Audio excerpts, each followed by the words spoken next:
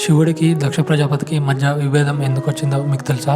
దక్ష ప్రజాపతి తన కూతురైన సతీదేవిని ఆ శివుడికి ఇచ్చి వివాహం చేస్తాడు. ఒకరోజు దేవతలందరూ కలిసి యజ్ఞం చేస్తారు.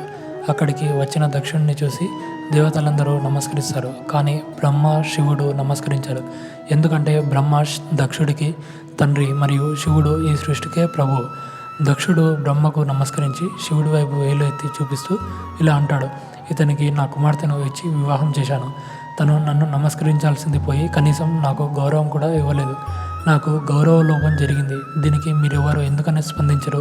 ఈ శివుడు మర్యాద లేనివాడు, వేదకర్మలను చేయనివాడు, దిగంబరుడు, భూత ప్రేతాలతో కలిసి ఉంటాడు, ఎముకలు ధరిస్తాడు, బూడిద పూసుకుంటాడు. ఇటువంటి వాడికి విధిలిఖితమై నా కూతురిని ఇచ్చి వివాహం చేశాను.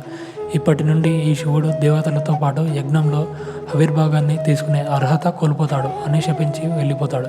యజ్ఞానికి వచ్చిన దక్షుడు ఇంత రచ్చ చేస్తున్నప్పటికీ శివుడు ఏమీ అనడు. ఎందుకంటే శివుడు ధ్యానంలో కూర్చొని సమాధి స్థితిలో ఉంటాడు. మీకు కంటెంట్ నచ్చితే హరహర మహాదేవ్ అని కామెంట్ చేయండి.